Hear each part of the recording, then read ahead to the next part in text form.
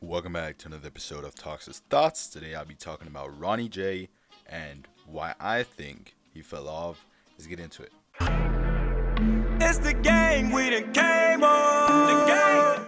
I think it's quite interesting how Ronnie J went from one of the most shining beat makers / producers with probably the most iconic producer tag of all time. Oh my god, Ronnie. To one we only talk about while reminiscing about the good old SoundCloud days, back when X was still alive, Lil Pump was still relevant, and Ski Mask still made listenable music. These days, besides having a production credit on a Kanye track, Hurricane, with 6 other producers, it's gotten really quiet around Ronnie J. And if you ever watched one of his interviews, you maybe know why. Ronnie J was born and grew up in Camden, New Jersey, not in Florida, where he finally got most of his connections and reached his peak level of relevance. In the interview with Adam22 on the No Jumper podcast, Ronnie not only talks about meeting Denzel, making Threats as their first hit, and getting to know XXXTENTACION and Ski Mask because of Denzel, but also about how the final and unique aesthetic for his beats came to be.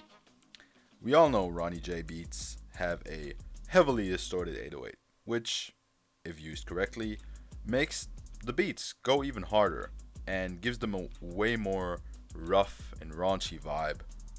Ronnie revealed, again in the Adam22 interview, that he only got this sound because at the time, although he knew how to produce, he did not know how to properly mix a track. Making beats, when I first started making beats, I was just making them, just like not even trying to overthink it, and it just came out like that, because like I never knew how to mix. So everyone thought I was doing things on purpose, but really, like, I didn't know what I was doing like that, That is the reason why his beats sounded the way they did. Interesting and funny at the same time. Imagine you don't know how to do something, and by that, you create a whole new vibe, preparing the path for a whole generation of rappers and producers to walk on. I mentioned earlier that it was already obvious that Ronnie J was not going to stay relevant as a person by that interview.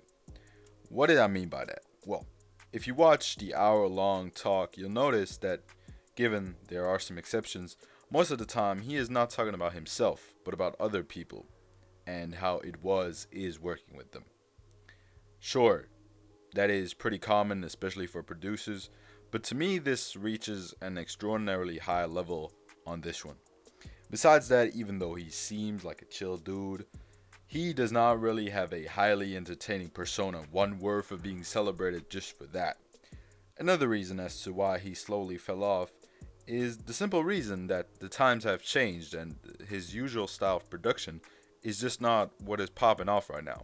Most of the rappers he got popular with either have switched their sound, Denzel, fell off, Lil Pump, Smoke, Perp, Ski, or have passed away, like X, R.I.P. And his solo music, oh yeah, there is also his solo music. I did y'all a favor and listened to his 2 projects available on Spotify. I know that he dropped some kind of mixtape in between them, but I think these 2 are enough to judge in what direction he is going musically.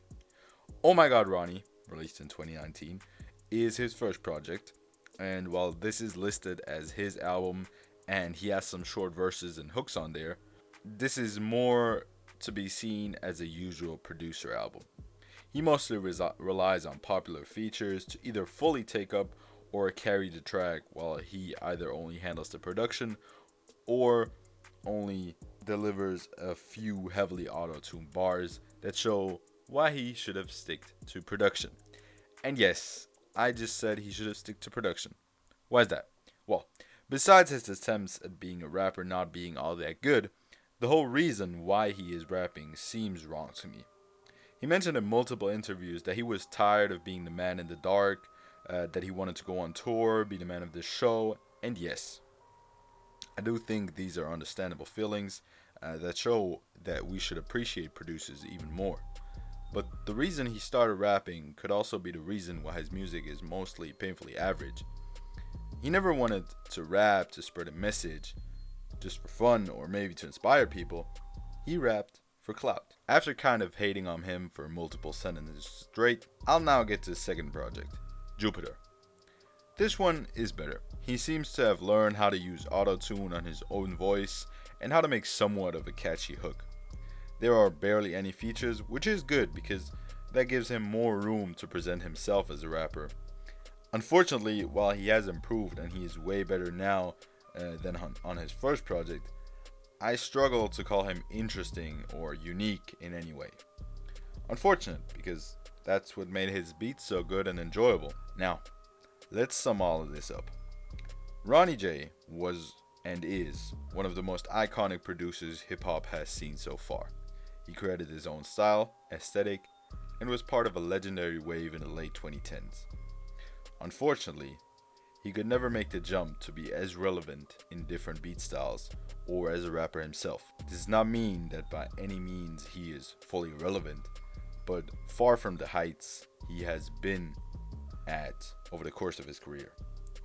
I can finally say that I would love to see him back in the mainstream, producing other shit than a mediocre collab album with an irrelevant ass rapper. With that being said, what do you think about Ronny J? Do you think he'll ever get back to the levels he was at? Do you want him to get to these levels? Let me know in the comments, and have a great one. Remember back then, all them hoes ain't want me. Now I'm ballin', all them same hoes on me. Mama told me that this came with the money and the motherfucking fame. Even though I feel the same, I'm that nigga now. I'm that nigga now. I'm that nigga now. I'm that nigga now.